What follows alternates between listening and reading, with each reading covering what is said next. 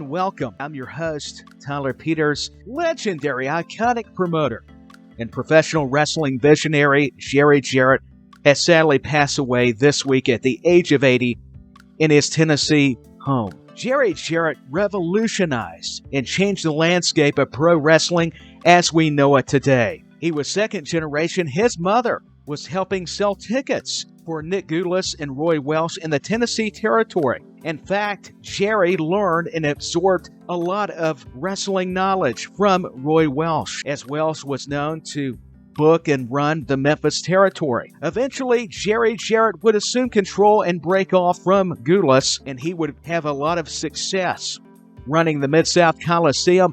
He was an originator of the Tupelo concession stand brawls, also the empty arena matches. He had some of the more compelling television in the local markets. And in fact, Andy Kaufman, when he feuded with Jerry the King Lawler, that got not only regional attention, but national mainstream notice. And it's thanks to these kind of angles that blur the lines, that cause a lot of animosity between wrestlers or celebrities that long before WrestleMania had a profound influence on the way that a lot of the bigger promotions would book their style and present their way of wrestling, whether that's on TV or during live events. So a lot of credit is owed to Jarrett. He had been battling just recently a lot of health challenges, so we send our thoughts, our prayers, our condolences to Jarrett. So Jarrett also was known as a tremendous in-ring wrestler, having teamed with Tojo Yamamoto.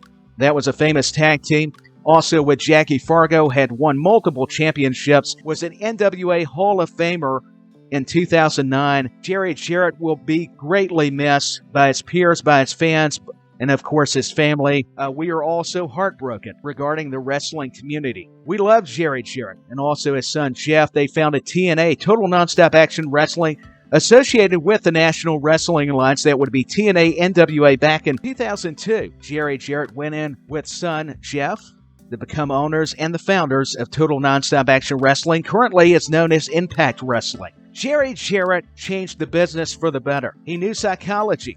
He knew what it meant to be instrumental in giving wrestling that garnered attention it deserved. Jarrett featured his star and business partner, Jerry the King Lawler, also his former father-in-law, Eddie Marlin, not to mention all the stars that were given a chance and opportunity and also got their humble beginnings when they passed through Continental Wrestling Association, known as the CWA. You would see handsome Jimmy Valiant, Austin Idol. We talked about Lawler already. His cousin, Wayne Ferris, who later became the Honky Tonk Man. A who's who in professional wrestling. Macho Man Randy Savage. All the Poffo family, from Leapin' Lenny Poffo to Stone Cold Steve Austin. Before he was Stone Cold, though, he was just Steve Austin.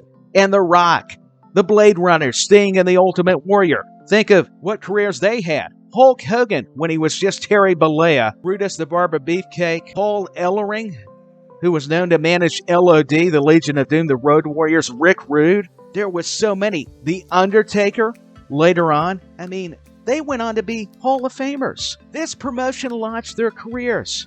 I don't think we comprehend just how important and vital the CWA and Jarrett's contributions truly were and are. Think about Dutch Mantell, Bill Dundee, to name some others. You could put them all in a big old list and you still couldn't fit them all on it. There was so many. Also, Jim Cornette, Jimmy Hart, the Midnight Express, Bobby Eaton, that's Bobby Eaton, and Loverboy Dennis Condrey. The fabulous ones, that would be Stan Lane and Steve Kern. Also, the Rock and Roll Express, Ricky Morton and Robert Gibson. I mean, think about all these wrestlers, all these tag teams and single stars, their depth of gratitude that they say themselves when referring to Mr. Jarrett. So, WrestleBuddy just wants to extend our condolences, our thoughts and prayers to a revolutionary in the best possible way. I mean, think about Andy Kaufman and Jerry the King Lawler, how that garnered, Hollywood status for this Tennessee and Southeastern regional promotion that pretty soon